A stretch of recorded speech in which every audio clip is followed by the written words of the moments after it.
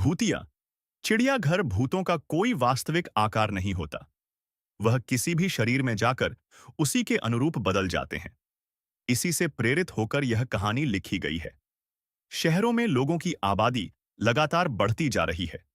इसके लिए रिहायशी इलाके भी बढ़ते जा रहे हैं और रिहायशी कॉलोनियों को बनाने के लिए जंगल कट रहे हैं। लेकिन जंगल में रहने वाले जीव जंतु इस विकास से सबसे ज्यादा प्रभावित हो रहे हैं। ऐसे ही एक सरकारी आदेश के अनुसार एक जंगल काटा जा रहा था।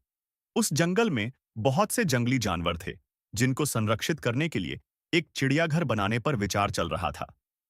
ठीक तभी प्रशासनिक निर्णय से एक बहुत पुराने खंडहर को चिड़ियाघर में बदल दिया जाता है और कटे हुए जंगलों से जितने भी जानवर पकड़े गए, उन्हें इसी चिड़ियाघर में लाकर रख दिया जाता है। लेकिन सभी इस बात से अनजान थे कि यह खंडहर कोई साधारण भवन नहीं है, बल्कि यह भूतों का एक रहस्यमय ठिकाना है।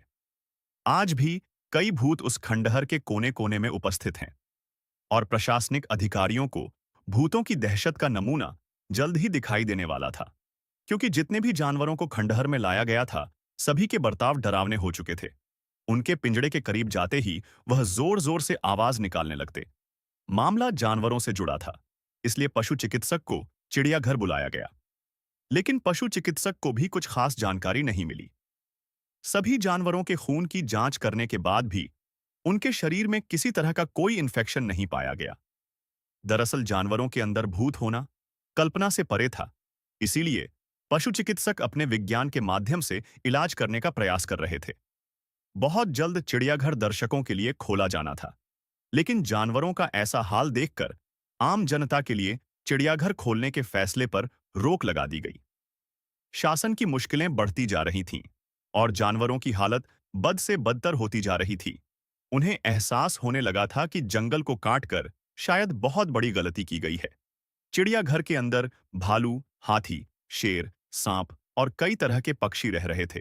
एक रात सभी जानवर भूतिया प्रभाव से उग्र हो जाते हैं और खंडहर की दीवारों को धक्का मार मार कर गिरा देते हैं। दीवार गिरते ही सभी जानवर रिहायशी क्षेत्रों की तरफ दौड़ पड़ते हैं। भूतिया चिड़ियाघर खाली हो चुका था और सड़कों पर जानवर मौत का तांडव मचा रहे थे। रास्ते से निकलने वाली गाड़ियों को हाथी अपने हमले से क्षतिग्रस्त कर रहे थे और शेर, चीते इंसानों को बुरी तरह नुकसान पहुंचा रहे थे। शहर की सड़कों पर खून की नदियां बहने लगीं और प्रशासन हाथ में हाथ धरे बैठा था। किसी को कुछ समझ में नहीं आ रहा था कि इतने सारे जानवरों को कैसे काबू में किया जाए। सारे शहर में कर्फ्यू लगा दिया गया था। सभी को लग रहा था कि जंगली जानवर जंगलों के कटने से पागल हो चुके हैं, इसलिए इतना नरसंहार कर रहे हैं। इंसानों की जान को प्राथमिकता देते हुए जंगली जानवरों को मारने के आदेश जारी कर दिए गए और आदमखोर जानवरों को हेलीकॉप्टर की मदद से ट्रैक किया जाने लगा। शहर के चारों तरफ मौत मंडरा रही थी। जानवर अब कॉलोनियों में घुसकर लोगों के घर तोड़ने लगे। जानवरों की दहशत से कोई पहाड़ में भाग रहा था, तो कोई पेड़ पर चढ़ रहा था। सब कहीं न कहीं अपनी जान बचाने में लगे हुए थे। सारे शहर में आर्मी तैनात कर दी गई।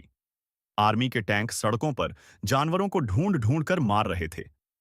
लेकिन जानवरों के अंदर भूत सवार थे, इसलिए वह बेखौफ होकर आर्मी के टैंकों की धज्जियां उड़ा देते थे।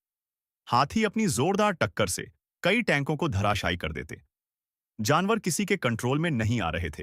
तभी अचानक ऊपर उड़ रहे हेलीकॉप्टर पर एक विशालकाय बाज झपट्टा मार देता है, जिससे हेलीकॉप्टर का संतुलन बिगड़ जाता है और हेलीकॉप्टर घने जंगल में जा गिरता है।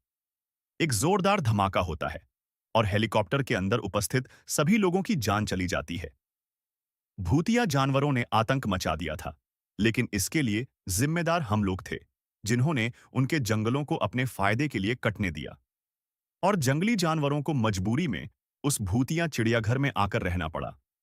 आर्मी की गोली से अचानक एक शेर मर जाता है, जिसे उठाकर अनुसंधान केंद्र लाया जाता है, ताकि उसकी जांच से पता लगाया जा सके कि सभी जानवर किस वजह से ऐसा बर्ताव कर रहे हैं।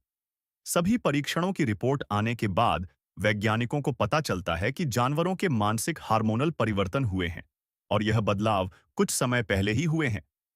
लेकिन ऐसा क्यों हुआ, इसका पता खंडहर के अंदर ही चल सकता था।